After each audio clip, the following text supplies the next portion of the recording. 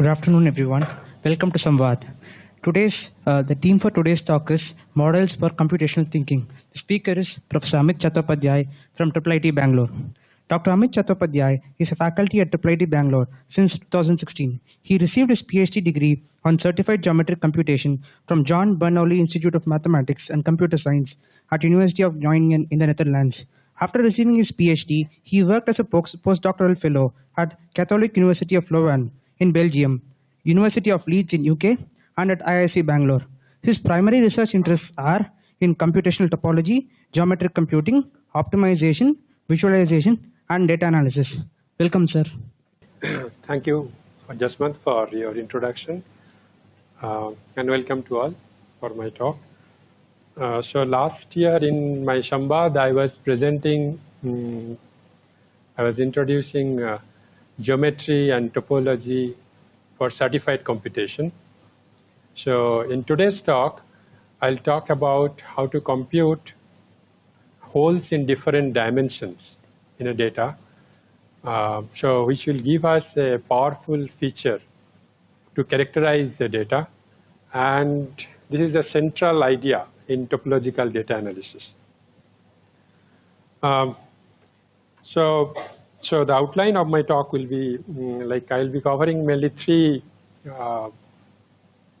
topics in this area. The first, to show that how to compute holes in different dimensions in the data. So I'll basically show two different techniques. Second is the lifespan of those holes, which will give us some kind of characteristic of corresponding to a data.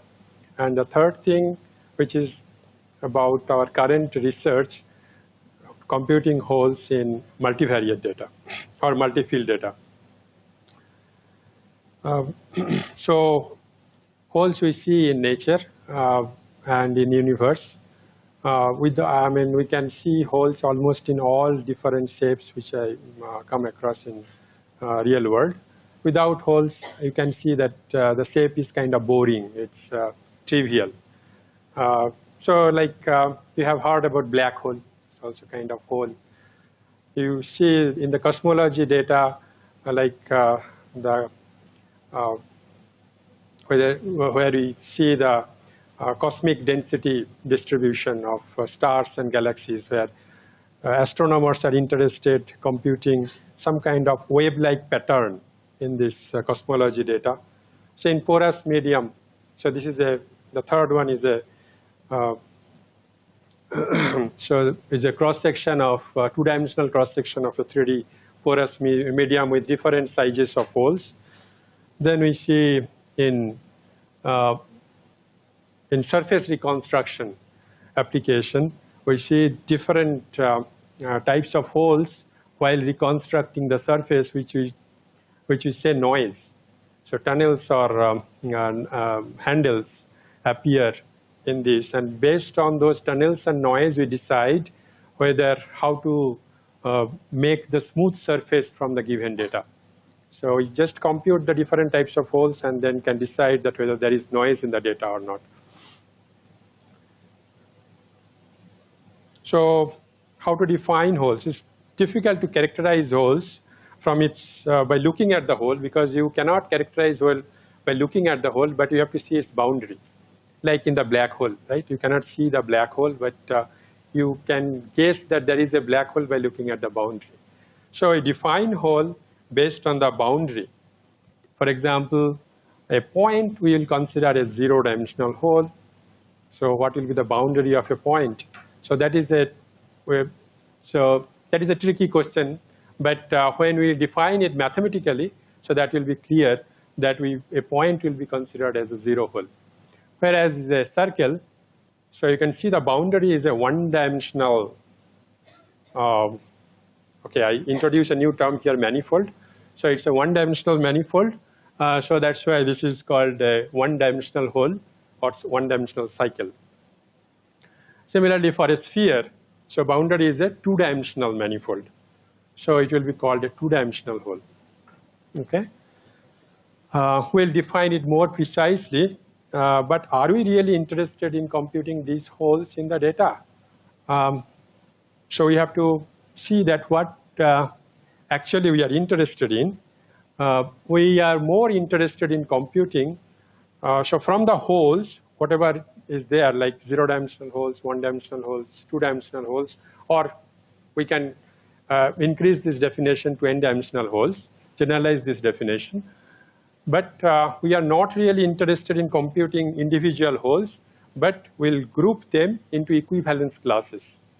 So we'll define how do we define the equivalence relation between the holes, and then we'll group the holes into equivalence classes, and we are interested in maximum number of independent equivalence classes that we'll describe in the data. So we are interested in maximum number of independent equivalence classes of holes. So that will be called the Betti number. Okay, and so in 0-dimensional, 1-dimensional, or 3-dimensional Betti numbers, there is a physical significance. Like 0-dimensional Betti numbers will compute the number of connected components in your data. 1-dimensional Betti number will compute the number of tunnels in your data. And 2-dimensional Betti numbers will be computing the number of voids in the data. For example, in this simple shapes, like this is a tetrahedron and this is some kind of octahedron or something. So both are topologically equivalent to a sphere. So in topology, we know that there is no difference between tetrahedron, octahedron, or a smooth sphere. So all are equivalent. And when you compute holes, so we'll see that, so this is having a single component, right? Similarly, this is also having a single component. So Betti 0 will be 1. Okay, so that's the number of connected components. So each of these having only one connected component. So number of connected components is 1. Similarly, can you see any tunnel here? No, there is no tunnel, like a 1-dimensional hole, and we can see inside that. There is no such hole like this. So here, the number of tunnels is 0. Similarly, inside this state or this octahedron or sphere, there is only one 2-dimensional hole. So Betti 2 will be 1. So that's how we'll characterize this type of shape by these 3 Betti numbers. When we have the higher dimensional data, we will have more such Betti numbers, which will kind of give a signature of the data that will be unique corresponding to that type of data. Okay. Similarly, for this shape, this is the, if you know the tetrahedron, is the edges corresponding to a tetrahedron. We don't have any other faces or inside. It's just the boundary edges corresponding to a tetrahedron. Now, how many? So you can see that you can see some kind of 1-dimensional holes, like 4 1-dimensional holes, 2, 3, 4. Right? Are you interested computing in all these 4 holes? No, because one of these holes, you take arbitrarily any of these, you can represent this hole as some kind of sum of the other 3 holes. So these 4 holes are not independent. Okay, so 3 of them are independent. So the Betti 1 for this type of shape will be 3 because it has 3 independent holes. Okay. To give you some more example, so consider this type of shape, which is a torus. How many connected components for this? Just one connected component. So Betti 1 will be 1. Betti 0 will be 1 because that actually represents the number of connected components. And it has 2 types of 1-dimensional holes. One is along this red circle. So because you can see from top to down from on this red circle. And another one is this blue circle, where you also, so you'll have a collection of blue circles and a collection of red circles. So this collection of blue circles will be forming an equivalence class. So we'll have one equivalence class from the blue circles and one equivalence class from these red circles. So we'll have two equivalence classes of this, and these classes will be linearly independent. So we'll discuss this linearly independent things later. So we'll have Betty 2, which is the number of tunnels 2 for this shape. Similarly, inside this torus, there is one two-dimensional hole. So because the boundary of this torus is also we can also consider this as a two-dimensional manifold. So the number of void will be 1. So this, then Betty 0, Betty 2, Betty 1, and Betty 2 will be characterizing this type of shape of torus. Okay. So the motivation behind why should we count holes?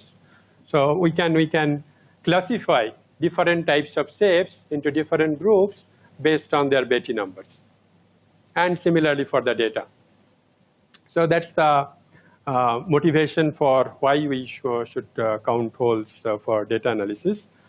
And so we can also prove theoretically, so there is a theoretical property that Betty numbers are topologically invariant under homeomorphism. So if you don't know what is a homeomorphism, it's a continuous bijection map whose inverse is also continuous.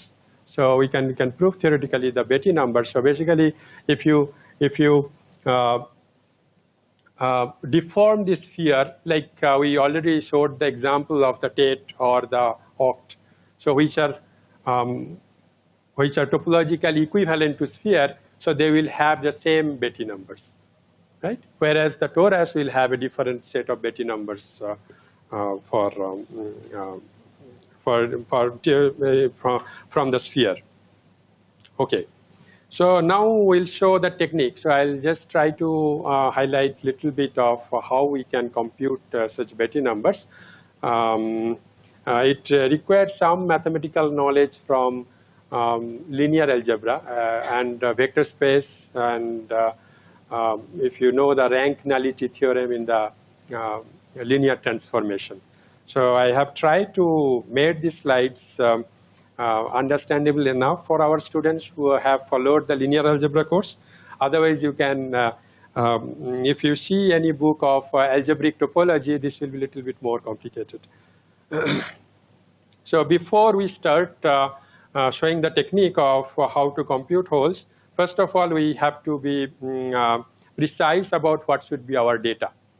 So the data domain, we have to simplify using a simplicial complex whose unit will be a simplex. So we subdivide our data domain into a set of simplices, like a point, zero-dimensional, edge, one-dimensional, triangle, two-dimensional, and this is actually a solid set, which is a three-dimensional simplices. So we subdivide our data domain into this kind of simplices, which has some proper definition.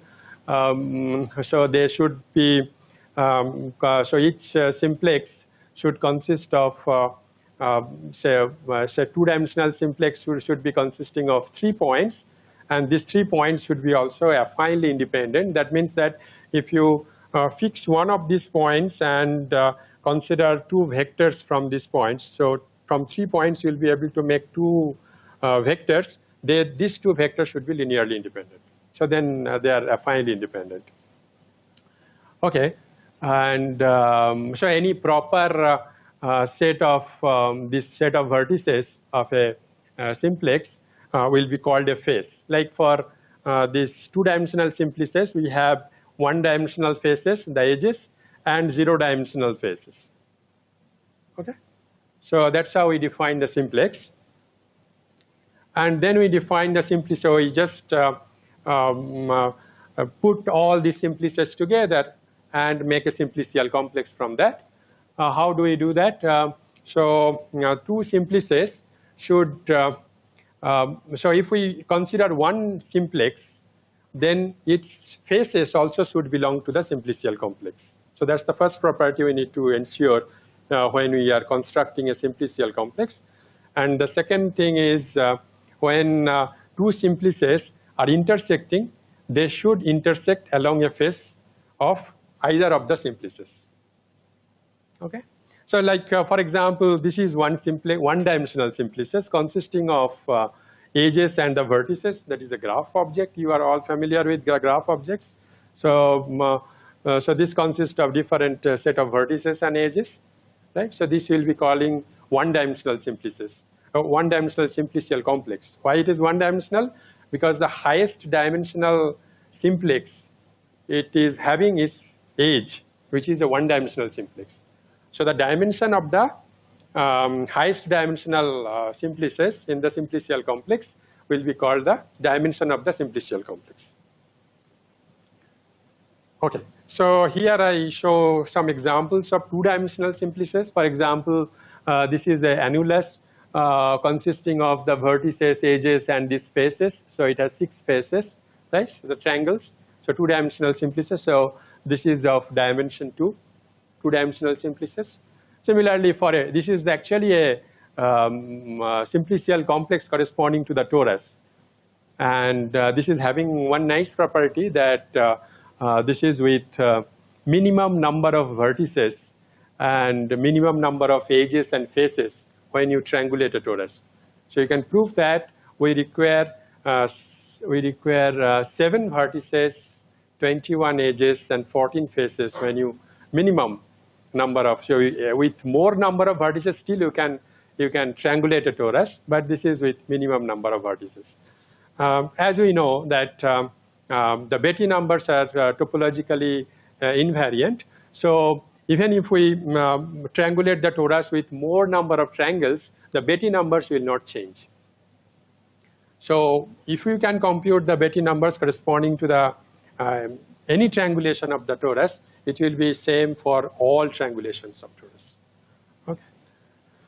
Okay. So so these are few examples of how we first subdivide our domain, or we represent our domain using a simplicial complex, and so then we start our computation for counting the holes. So for that we define, as I was saying, that we cannot see the hole or cannot detect the holes from the holes itself, but we have to see the boundary. So we define a boundary operator on this. So before that, so let's first talk about computing holes for the simplest type of simplicial complex, which is a graph simplicial complex. So what different types of holes are possible in this? There can be only Betti 0 and Betti 1. Betti 0 will be number of connected components, and Betti 1 will be the number of cycles, right? So we know the technique of computing the number of connected components when you study the graph theory, right? So I'll use the similar kind of technique, but we'll make it more general so that we can also generalize this for the higher dimensional simplicial complex. For example, this if we consider this is a single graph, which is a cluster of 3 graphs. So how many components? We have 3.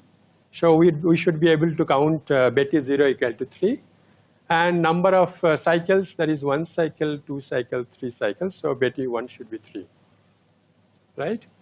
So to compute this, I'll now go to the vector space, and I'll define a boundary operator on the vector spaces and see that how we can get these numbers corresponding to the graph. So to for the graph object, we first form 2 types of vector spaces. One from the vertices, one from the edges. So one will be all types of linear combinations of the vertices, and another, so that will be called the zero chain vector space of 0 chains. Okay. So another one will be the vector space of edges, the chains of edges. So you compute the all types of linear combinations of the edges.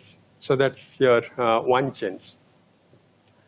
And here I have considered the corresponding scalar, the field, as a field of rational numbers. But there are also flexibility, like you can also consider this field in your own way. So that could be, you can also consider the set of integers, set of say the modulo 2 numbers like 0 and 1.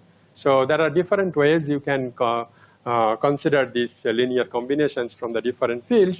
But so the one advantage of using Q is that we can also, when we multiply this with say inverse of a rational number, it will be again a rational number. So this will form a vector space.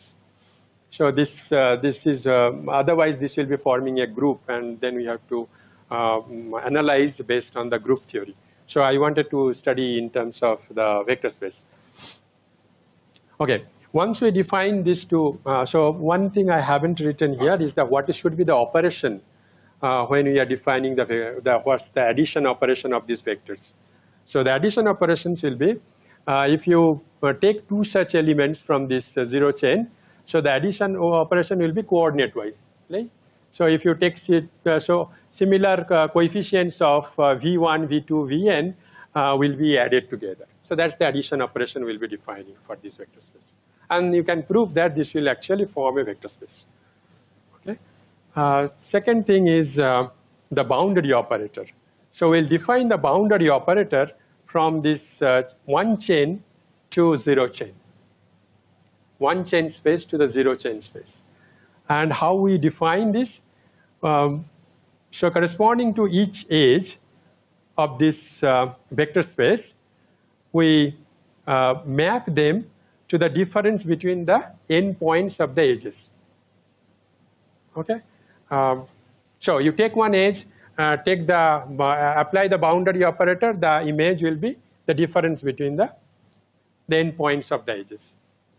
And that's how we can define it. How? Because each of the edges will be the basis elements of this one chain space.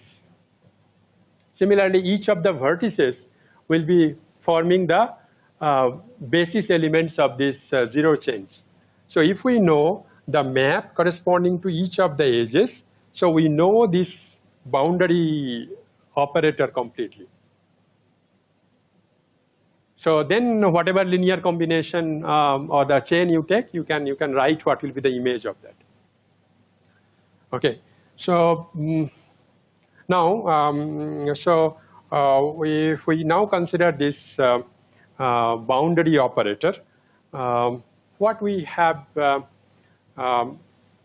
how we have studied the graph connectivity when we studied the graph theory. When we said that a graph is connected, you take any pair of vertices from the graph.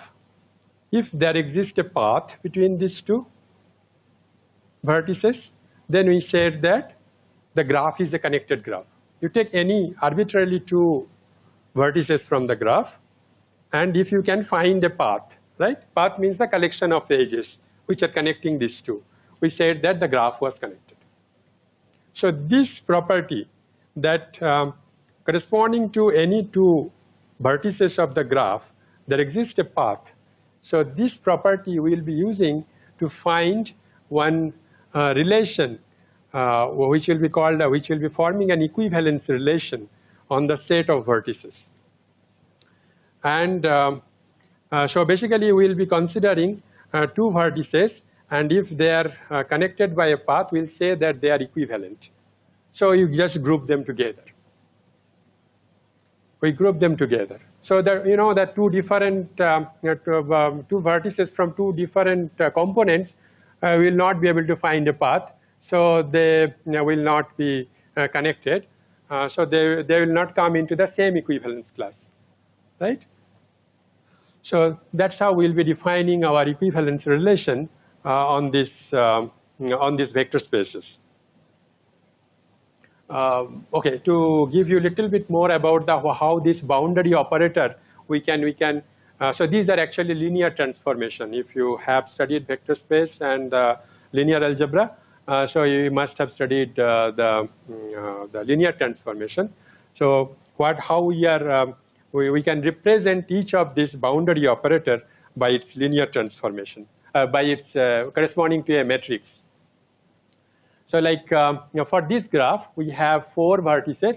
So these are actually the C0K, which is the 0 chain of this graph, will be generated by this basis vector, this set of 4 basis elements. So this is the basis corresponding to this 0 space or 0 chains, right? Similarly, these are the basis element corresponding to this 1 chain space. Okay. Now we know that what will be the mapping of delta 1 on this element. Say this is the edge, say 1 2 1 2 equal to 2 minus 1, right? So that's how we have defined the boundary operator. So now if we represent this in the column vector, so we have to take these coefficients for 1 as minus 1, because this is minus 1. Coefficient of 2 is 1, and other elements 3 and 4 is not contributing anything, so this will be 0 0.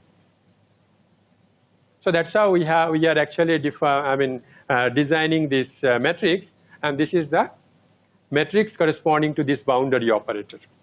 So instead of finding properties of this linear transformation, this delta 1, we can just study this matrix and then it is equivalent, right? That's how we know.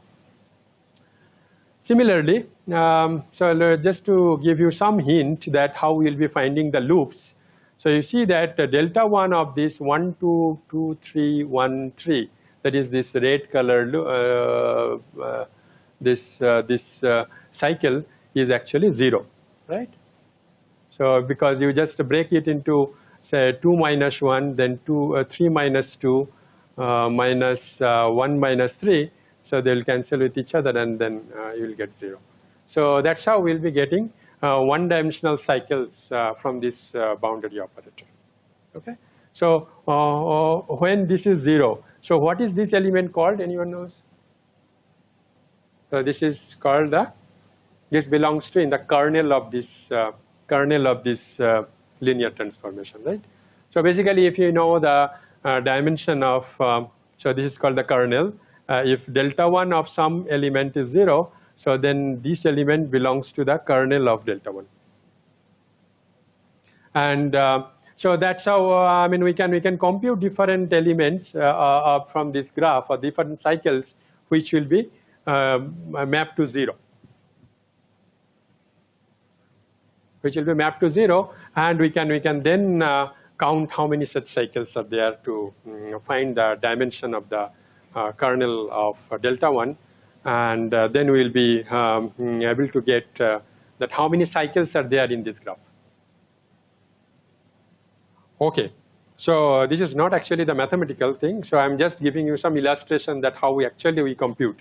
I'll go a little bit more in the definition of equivalence class. That's what I was saying.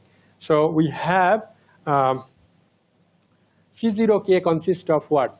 So 0-dimensional chains. So the basis elements are the points. I told you that 0-dimensional points are actually 0 holes, right? So each point of C0K are actually 0 holes. Each point of C0K are actually 0 holes. So now we want to, the second goal is to, after we find all the 0 holes, we have to make the equivalence classes of these 0 holes to find the connected components from this graph. So how do we define the connectivity? So two 0 holes are 0 homologous, that is, we call it 0 homologous, if there exists a one chain which is connecting them. That's how I have written, which is connecting them. So two 0 holes are 0 homologous if there exists a one chain connecting them. Or in other words, if you apply this, if there exists a gamma in this one-dimensional chain space, whose image by delta 1, which image by delta 1 is basically difference between these two holes, 0 holes.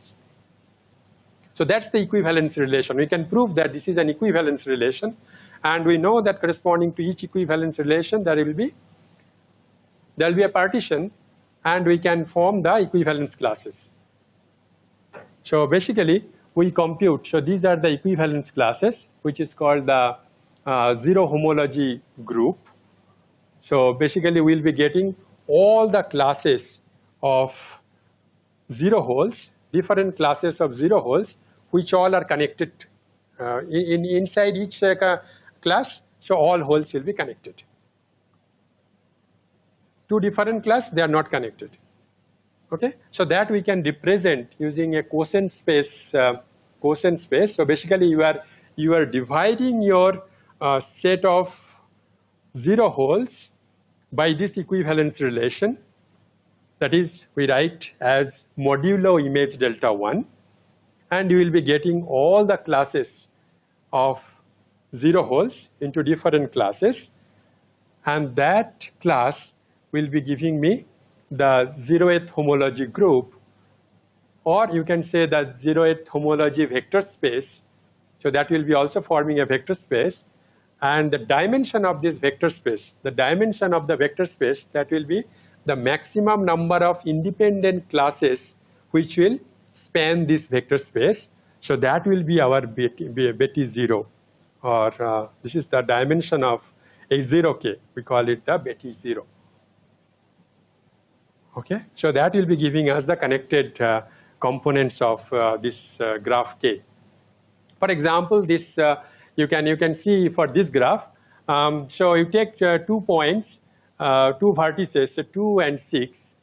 Is there a path between them? Yes, because there is this red path. And so we say that 2 and 6 are zero homologous. So now we consider all such vertices which are zero homologous. So you will be able to form only one class, because this is a connected component. We will be having only one class. We write it by 2. Okay. If you have two disconnected graphs, then we will have 2 components, two equivalence classes, right? So that will be coming directly from this homology relation and the number of homology classes. So here the Betti 0 will be 1, right? So because x0.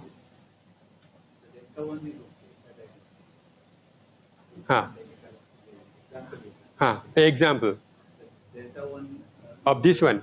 That is 6 minus 2 is okay. Yes, 6 minus 2, because that's why we can say that because of this path,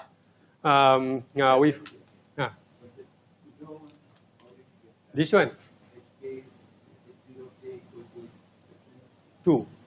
So because all other vertices, you take consider any other vertices of the graph, so they all are connected, because you can find a graph, you can find a path between them. Okay, so you can represent this by one equivalence class, that is the representative element is 2. Instead of 2, you can write 3 or 1 or 4, whatever elements, because this is a connected graph only. Okay, and okay, so this is little bit this part of algebraic topology. So I'll not explain it here. You can say that when this is having only one component, so we call it this isomorphic to Q. Isomorphic to Q. If you're having 2 components, it will be isomorphic to Q cross Q. Okay, and so on.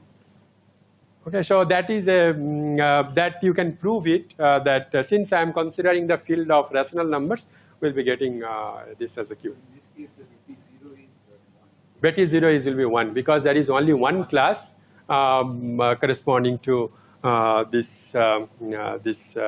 homology group. Okay. Sir, in like the definition of equivalence relation, so like is that delta 1 similar to the dou 1, the boundary relation? Okay, you are right.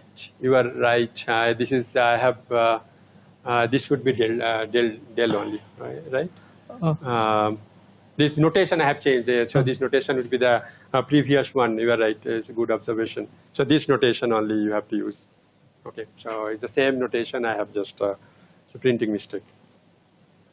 Okay, it's clear. Here it is correct. The other one I have put a delta. Okay, it should be del. But okay. So we know now how to compute the zero-dimensional holes or the number of connected components. So similarly, we can now define the cycles. So I will not go into more details, but H1k, the first homology group, you can define by the kernel of delta 1. Kernel of delta 1. Because we have only delta 1 here, you cannot see it that why this is delta 1. So what was there in the previous case? Previous case it was C0k, where all my elements of C0k are actually 0 holes. I am dividing this by the equivalence relation, which is so equivalence relation was defined in terms of delta 1. Delta 1. When I am defining H0k, I am considering in the ratio as delta 1. Now, if we consider for the first homology group, here also I can do the similar division, but I have to consider delta 2, which is not defined because I have only one-dimensional complex. And that is actually, the image will be only the zero vector. So we still consider delta 2. I can write here the division by delta image of delta 2, although it is not defined because my the space of two-dimensional complex is actually only the 0 vector. There is no vector in that, right? It's an empty space. It's an empty space. So its image will be only the 0 vector. And when we divide by 0 vector, that's the same vector space we'll be getting. Okay, that's how you can also consider this. Now, so basically, then H1k is nothing but kernel of delta 1, according to the previous definition. We'll see that how we can generalize this for two-dimensional complex, but for one-dimensional complex, this is actually trivial.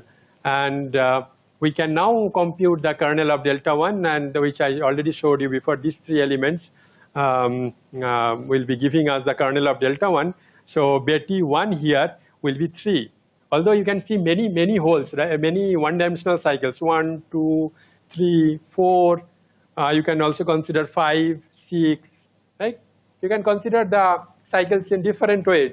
But actually the dimension of this vector space kernel of delta 1 is 3, because we require only 3 independent these cycles to span this space of kernel of delta 1. Rest other vectors, you can just find the linear combinations of these 3 vectors, 3 cycles. So we'll get the dimension as Betty 1 for this particular graph will be 3. Okay. So are we really going to compute these individual cycles from this graph? No, we are not going to compute this way. We have much more sophisticated way from linear algebra to compute this directly, right? We'll show this in the end of. So okay. So before that, we first compute how to generalize this at least for two-dimensional complex, and at least for two-dimensional complex. So in two-dimensional complex, one non-trivial hole will be this cycles, and another one is voids. We said that the two-dimensional holes, right? And cycles are one-dimensional holes. And the connected components we already have seen how to compute.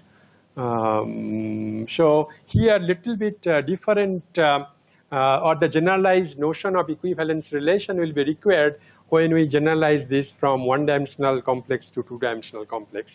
How to give that equivalence relation? So suppose, okay, so we as we have defined the boundary operator there, like delta 1 from the 1 space to the 0 space, right?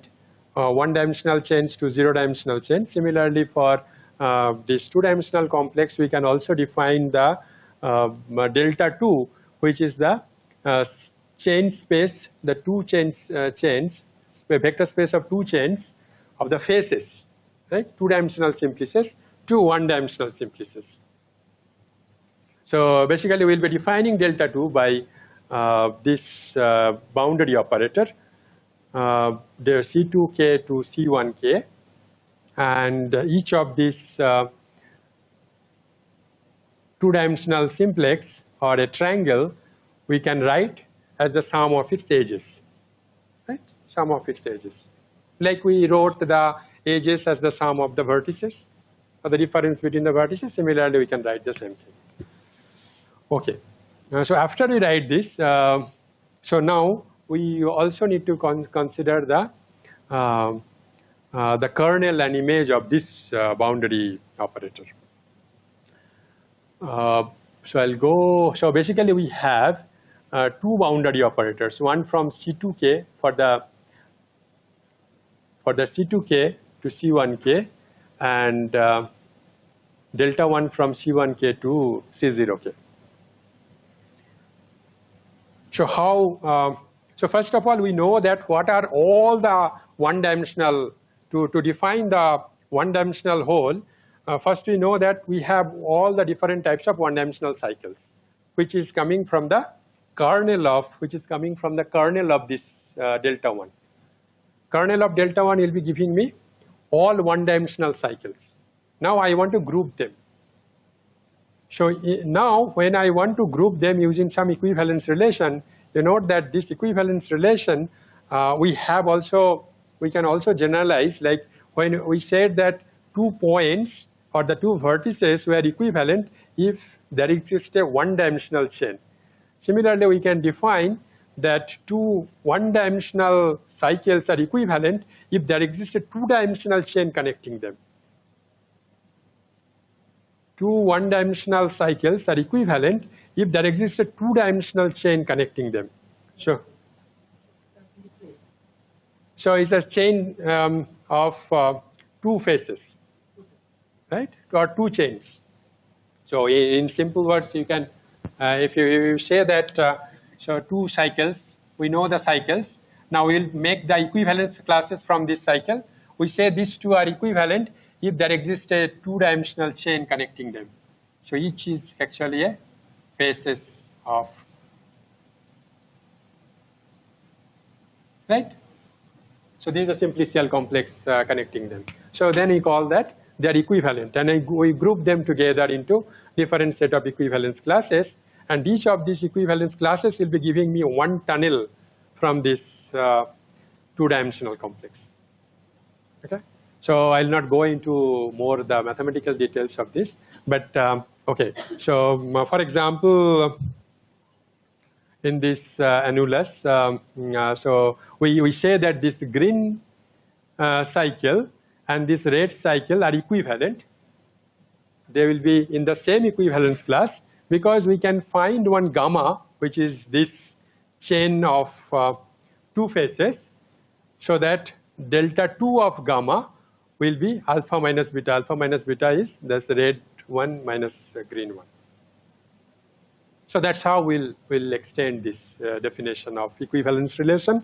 And every time we'll define one equivalence relation, we can get one class of the holes, and that will be giving us the count of the holes in the corresponding shape of the data.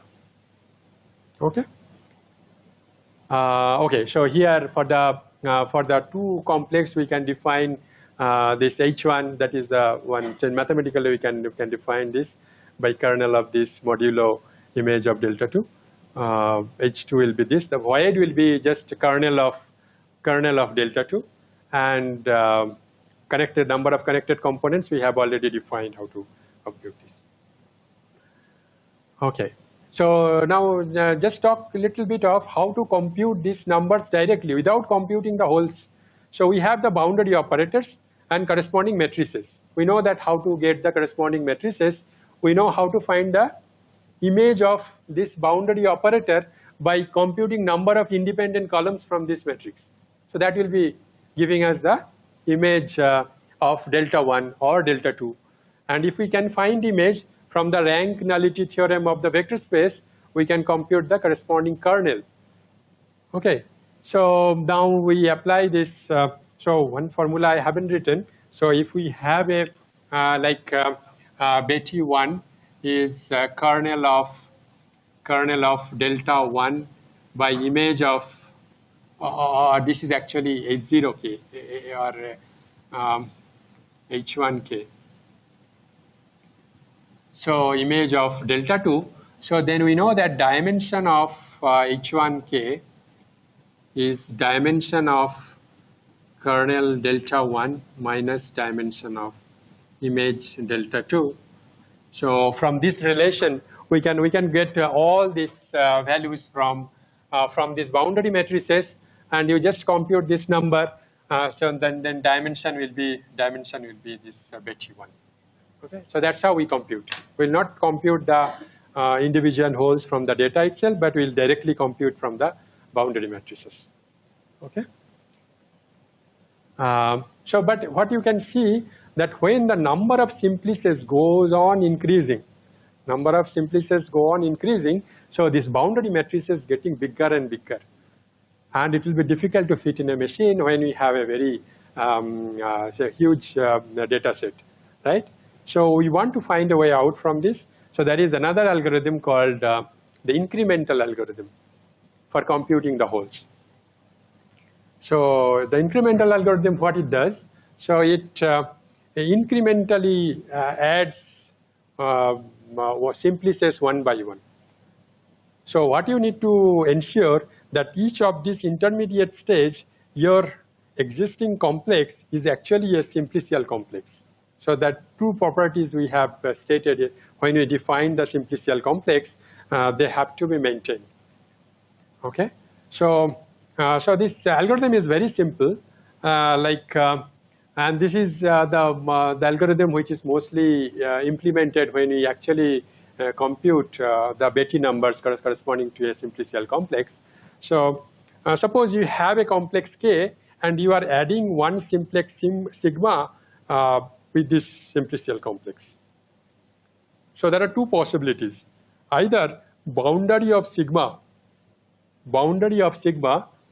which is this, belongs to the image of delta k, which is the existing, or you can say that gamma. If we add this simplex sigma, its boundary say gamma.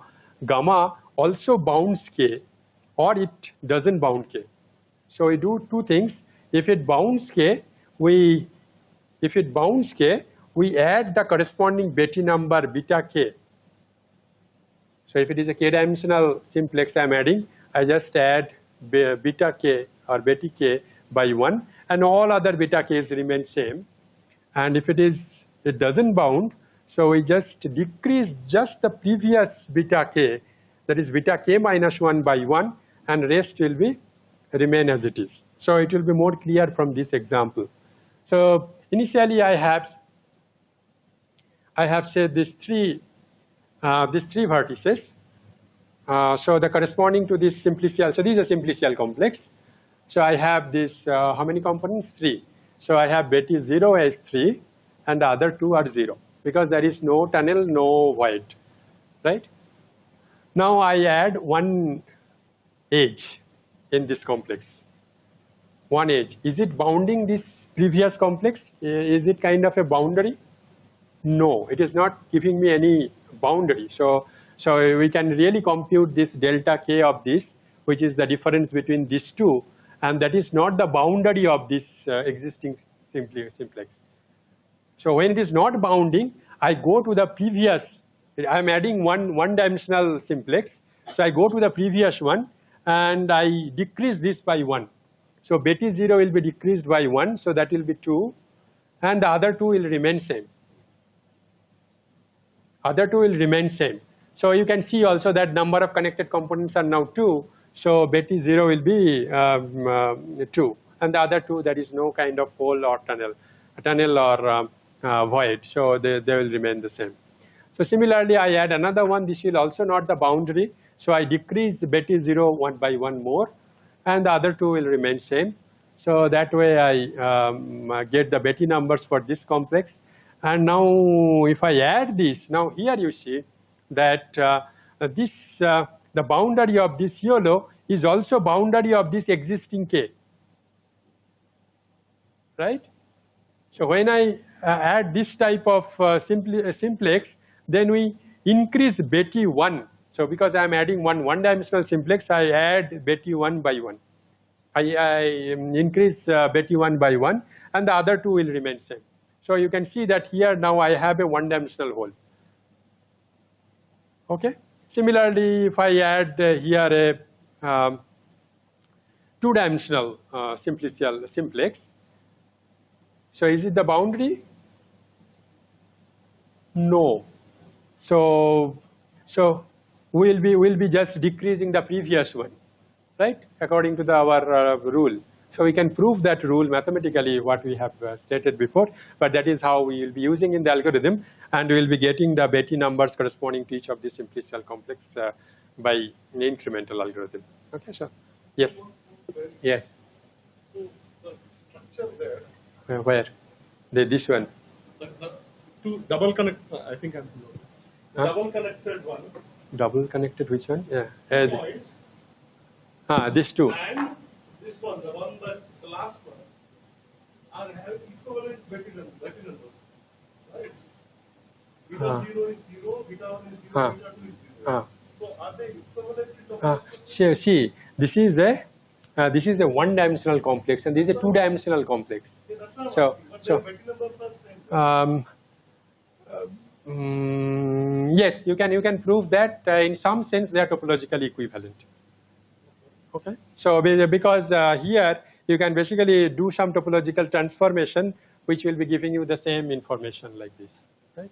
So here also there is no kind of you can make this thicker one, and that will not change topologically. So because you know that topology is basically the rubber sheet geometry, so you can make them equivalent by kind of so this and this thickening part, you can just squeeze them to make just one line. So they are actually topologically equivalent. Okay, although they do not look like they are topologically equivalent, but they are. Yeah. Okay. Okay. So this notion of equivalence is a little bit like how strong notion you want to use. The current notion, whatever we are considering, according to them, they are equivalent. Okay. Because their Betty numbers are same. But if you want to use a stronger notion of equivalence, where this also you do not want to consider, that also you can consider. Okay, so I'll quickly, okay, I have very less time, right? How much time do I have? 10 minutes, okay. So we'll quickly talk about the lifespan of holes. So we can now compute, given any simplicial complex, we can now compute the holes, means Betty numbers. Okay, so I'll just give you one illustration to talk about that how we can compute the holes corresponding to a filtration. Filtration means corresponding to the, so when we are given a data, because the Betty numbers we have computed for shapes, right? So given, suppose we are given a scalar field data, or a for simplest case, the scalar field data, how we can compute the Betty numbers? We cannot compute directly. First, we need to decompose the scalar field into different shapes, and then we can compute the Betty numbers corresponding to each of the shapes. So the lifespan, why this is important of the holes? Suppose we consider this point cloud. From there, can you guess what kind of hole is there? Not really, but approximately like it is coming from a big kind of annulus region like this, right? So we are getting kind of a rough idea of how, from given a point cloud data, how to get some kind of topological information from the data. But there is a systematic way of computing the corresponding holes in the point cloud data also. Like you consider the, suppose you consider a d-dimensional circle corresponding to each of the hole, and you just add those points which are falling in the same circle by a simplex. If inside this d-dimensional circle, you have say 2 points, you just add them by an edge. If there are 3 points, you add them by a 2 simplex. If there are 3 points, and if it is a 3-dimensional 3D point cloud, so then you add them by a tet and so on. Okay, and you construct the corresponding simplicial complex, and you know that how to compute the Betti numbers for this complex. But the question here is how to choose this d, the parameter d, the scale parameter. Because if you choose this d very small, you will have a different kind of simplicial complex, and its Betti number will be different. And if you choose this d is very big, so you will get all the points, and this is a trivial topology, that is just one connected component. So there is nothing else you can say from this parameter d. So what to do? So one idea is that you consider all possible d and see that when one hole is created and one hole is dying. So the lifespan of each of the holes, right? So basically we choose this is called a filtration. When we call we consider all possible of d, so we call this is a filtration. And so one hole will be created, say for some value d1, scale parameter d1, and it is dying at say scale parameter d2. So we call this pair d1 d2 is the persistence pair, that is how long this hole will persist. It is created at this parameter value d1, it is dying at a parameter value d2, so its lifespan is d2 minus d1, and that we represent by a bar like this. Okay, so this filtration has more kind of mathematical way of defining, but I will not go into that definition. I will just give you this like if we have a point cloud, and if we consider a filtration, so we can represent the lifespan of each of the holes by a bar diagram, bar code like this. So where so the 0-dimensional holes will be having the lifespan like this, 1-dimensional holes will be lifespan like this, 2-dimensional holes will be having lifespan like this. Okay, so this is one way to represent this the topological signature corresponding to a data. Okay, so there is another way. Instead of barcode, we can also define some kind of persistent diagram where this is the birth axis, this is the death axis, and this birth and death pairs.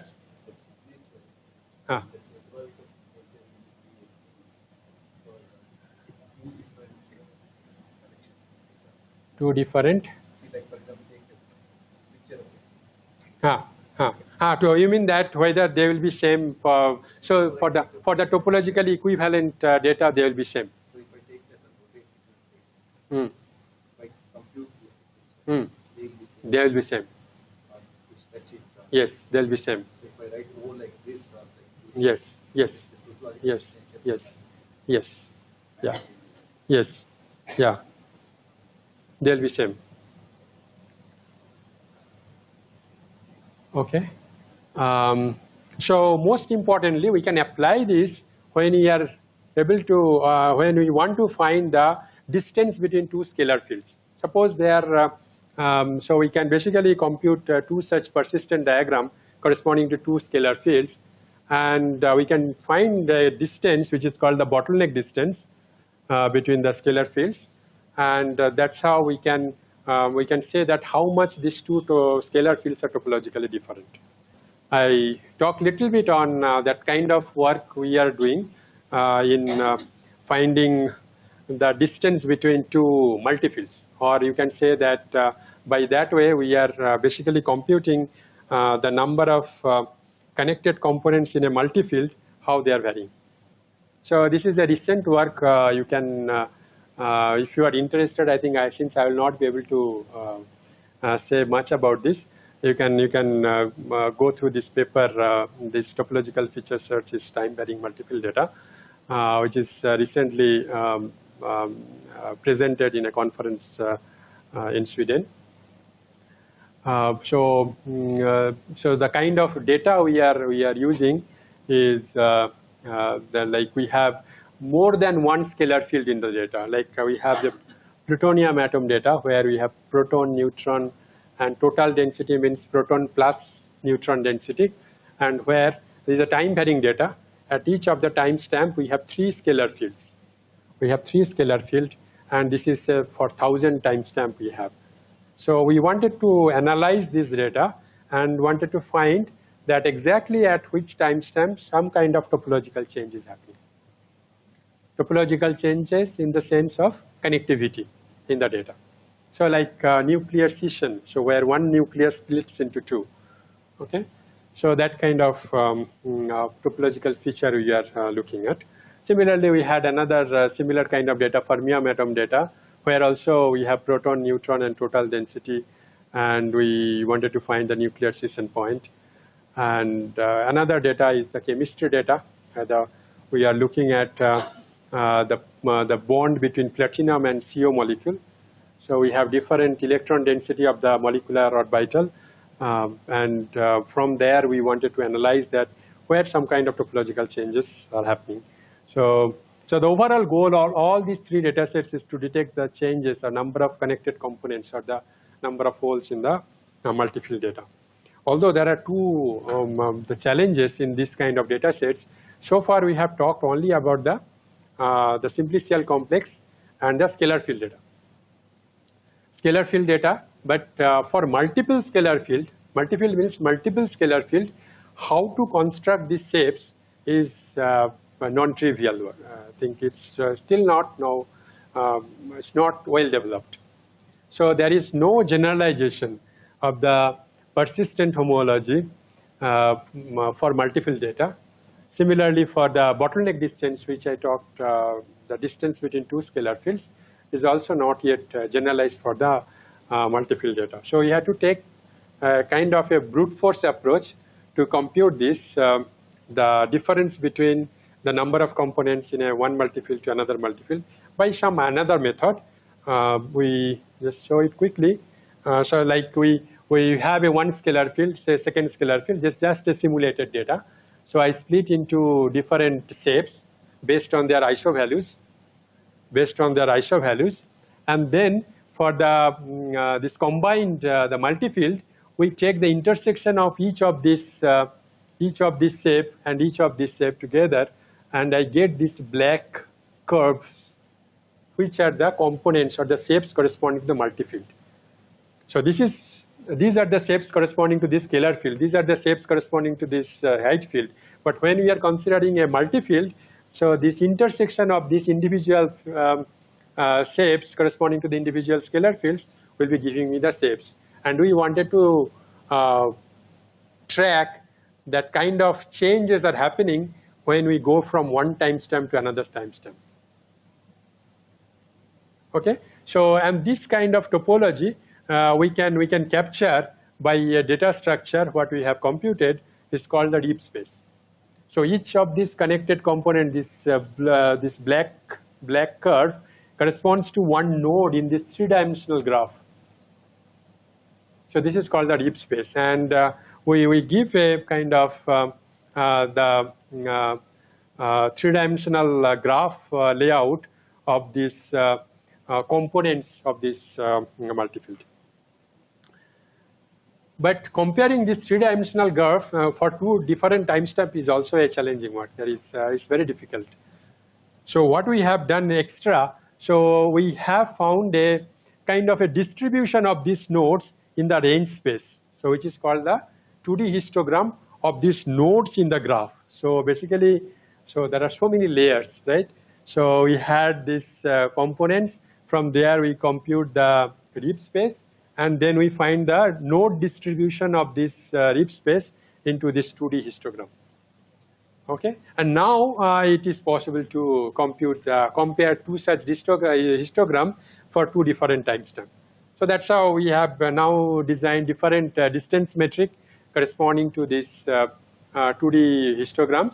So that is basically giving us some kind of probability distribution on this two-dimensional domain, and we find this distance metric, and then we apply this technique for different data sets. We compute such distance metric corresponding to each timestamp of the multivariate data, and we get the nice peak at the most topological change point. So when we compute the distance metric corresponding to for the all timestamp, we see that there is a change in the plot, and that will correspond to the split in the nucleus. So where there is a topological change. Okay. Similarly, for the other data sets, like for the fermium atom data, also we get the split exactly at the point where there is a peak, and this for the chemistry data. So there is a bond formation at 13, but you can see the highest peak at 20. But what we have observed that, so the peak it is showing not only this one, but at where this bond is actually stabilized. So that is what it is capturing in this highest peak. There are also other topological changes are happening, but we are just observing the highest peak where there is a maximum topological change. Okay. Okay. So to summarize, taking 10 minutes more. So we have seen basically three parts, like counting holes in the shape, then lifespan of holes in the data, in the scalar data we have seen, and I have also shown few results in multivariate time-varying multifield data, how the connectivity of the different components in a multifield changes. And so there are a lot of open questions and in the multifield domain, because this field, you can say this is the result what I was saying, this is one of the first paper in multifield domain, because previously nobody has computed for topological distance between two multifield domains. So we have many open problems, like this persistent analysis for scalar field, whatever we have done, how to generalize this for multifield data, generalization of the bottleneck distance, whatever we have computed for the scalar field, how to generalize this. Currently, some of my students are working on this generalization of bottleneck distance for multifield data, and so there is another work on the persistence of the fiber surface components. That's another challenging work to be done. Okay, few of the acknowledgements. I took a few of the slides from slides or images from Professor Gert Vector, and also that example what I have shown for the persistent example. So that is from Matthew Wright. He has a very nice introductory talk on persistent analysis. Thank you very much for your attention. If you have any questions. Yes.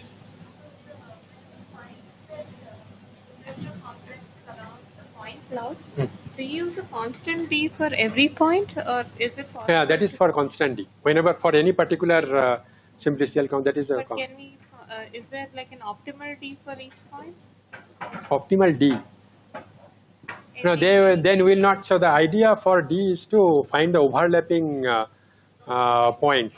So all the points in the same circle, we just connect by different kinds of simplices, right? So if you make it different sizes, then you don't know that which one to choose, right? But we choose all d to get the filtration. Yes, yes. The other question I have is, instead of counting holes, is there a way to use to estimate the number of holes? Estimate. Number of holes without actually counting them. Is there some Counting means what actually means? You don't know the number of holes, right? You are finding. No, no. I am finding directly from the boundary matrices. We are not counting. That's what I was saying. We are not really computing each of these holes. I think that requires more work. But what we do, we just count from the boundary matrices by this. No, that is also there. Yeah, we can directly say. Extracting will be more challenging, and that is done for the zero-dimensional components, right? Like the contour tree. That is capturing each of these contours in the tree, right? So that is actually you are extracting, right? What are the connectivities of different components? But here, for the higher dimension, we don't have that kind of data structure. We just count. We just count, and that is sufficient most of the cases. Because the persistent diagram will be giving you some kind of signature of the data.